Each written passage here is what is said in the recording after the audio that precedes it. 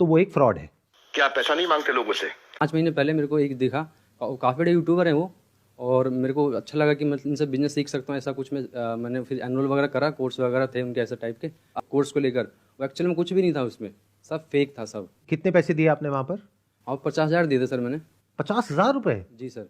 मैंने यूजुअली जो देखा है यूट्यूबर्स वगैरह जो करते हैं वो तो 2-4-5 हज़ार रुपए का होता है। सारा समझने के बाद में मैं यही कह सकता हूँ उन लोगों को जो अभी ऐसा कुछ कर रहे हैं कि अगर आप लोगों को वैल्यू लगती है इस कोर्स में तब इसको सेल करने में कोई बुराई नहीं है, लेकिन अगर आपको खुद को समझ आ रहा है कि इस कोर्स में कोई दम नहीं है और फिर भी आप उसको सेल कर रहे हो, चाहे फिर वो कोई कोर्स हो, चाहे कोई प्रोडक्ट हो, चाहे सर्विस हो, कुछ भी हो, तो वो एक फ्रॉड है। क्या आप चार्ज नहीं करते? क्या आप पैसा नहीं मांगते लोगों से? लेकिन आज मैं ईमेल्स दिखाऊंगा।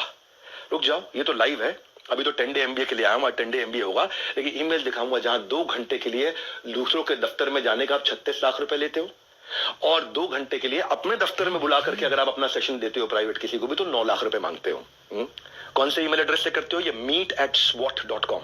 बता देना गलत है तो meet@swat.com, और डालो कम्युनिटी पे पोस्ट। अब एक एक का जवाब देते रहूंगा।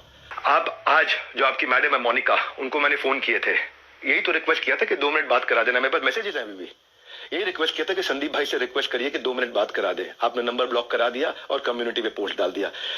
भाई लोग आप पे भरोसा करते हैं, उसका गलत इस्तेमाल नहीं करना चाहिए भाई। इतना रिक्वेस्ट कर रहा हूँ, बहुत प्यार से तो बोल रहा हूँ आपको मैं। आपने प्यार से सवाल उठाए, मैं भी प्यार से सवाल उठा रहा हूँ आप पे। और अब आप और डालो कम्युनिटी पे पोस्ट, मैं और उठाऊंगा सवाल आपसे, क्योंकि आज सारे सवाल नहीं कर रहा, मुझे पता है, क्योंकि आपको मजा आता है। पहले भी आपने किसी के साथ किया था, कोई जेंटलमैन है, मुझे नाम याद नहीं है उसका, किसी को याद है क्या नाम था? चलो मेरे को नाम याद नहीं आ रहा और बाकी टीम भी मना कर रही है उनका नाम मत लो, तो मैं उनका नाम नहीं ले रहा। वो तब भी आप रोज कम्युनिटी पे पोस्ट डालते थे, लड़ाई करते थे रोज। आपको इसमें शायद मजा आता है, स्वाद आता है। आप डिप्रेशन से गुजर रहे थे, उसके लिए मैं प्रार्थना करता हूँ भगवान से आपको कभी तकलीफ ना हो, आपके किसी दुश्मन को भी तकलीफ ना हो। आप आगे बढ़ो, खूब आगे बढ़ो, खूब मदद करो। पर जाने मन ये कह रहा था, जिस गांठ को, जिस धागे की गांठ को खोला जा सकता था उस पर कैंची चलाने की जरूरत नहीं थी, लेकिन आपने बोल दिया। भाई एक बात बताओ, हमारे तो आपने प्राइस बता दिया कि हम ये प्राइस लेते हैं 50,000 रुपए का कोर्स, पर आप भी तो भाई 50 रुपए की, 200 रुपए की फोटो का 20,000 रुपए, 50,000 रुपए, 1 लाख रुपए लेते हो। तो मैं भी तो बोल दूंगा भाई वो फोटो तो मैं ऐसे खींच सकता हूं। हमें पता है भाई, हम रिस्पेक्ट करते हैं, मेहनत लगती है आपकी फोटो खींचने में। आप एक स्टूडियो तैयार करते हो, आप आर्टिस्ट बुलाते हो, उसकी फोटो खींचते हो, हम रिस्पेक्ट करते हैं, हम उसकी रिस्पेक्ट करते हैं। कहने को तो कोई कह सकता है 200 रुपए की फोटो, 1,000 रुपए की फोटो, 2,000 रुपए की फोटो, क्यों 40-50 हजार रुपए लेते हो एक एक फोटो का, क्यों 20-20 हजार रुपए लेते हो एक एक फोटो का? लेकिन भाई वो हमारा काम नहीं था। दूसरी साइड भी समझनी चाहिए, आपकी दूसरी साइड जैसे मैं समझ रहा हूं कि आप मेहनत करते हो बनाने में, काम को करने में। आप कॉन्वर्सेशन को उस दिन एक डायरेक्शन पे लेके गए, बस यही रिक्वेस्ट है, वो नहीं करना चाहिए था। भाई मैंने तो आपसे इतना कहा था कि मेरी दूसरी साइड भी सुन लेना, है ना? आपने इतना लंबे लंबे कम्युनिटी पे पोस्ट डाल दिया, प्यारे विवेक और न जाने क्या क्या लिख दिया।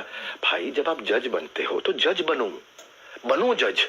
आप रिस्पेक्टेबल आदमी हो, लेकिन जब जज बनते हो तो किसी की एप्लीकेशन पे जजमेंट नहीं होता है, सामने वाले को नोटिस देना होता है, उसको बुलाना होता है, दोनों पक्षों को सुनना होता है।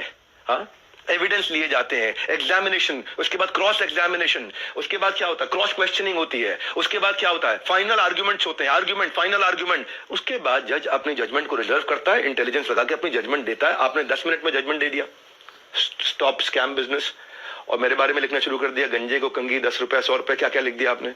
मैं भी तो बोल सकता हूं ना आपके बारे में, यही कह रहा था भाई। आप इतना ही रिक्वेस्ट किया था कि मुझे बुला लो, आपका ऑफिस, आपकी जगह, आपके लोग, फिर क्यों नहीं बुलाया? आज तक वेट ही कर रहा था मैं। बैकग्राउंड को जानने की आपने कोशिश नहीं करी उनके बारे में। सेकंड पार्ट आपने सुना, एक बार पूछ तो लेते, एक बारी बात तो करते। हाँ,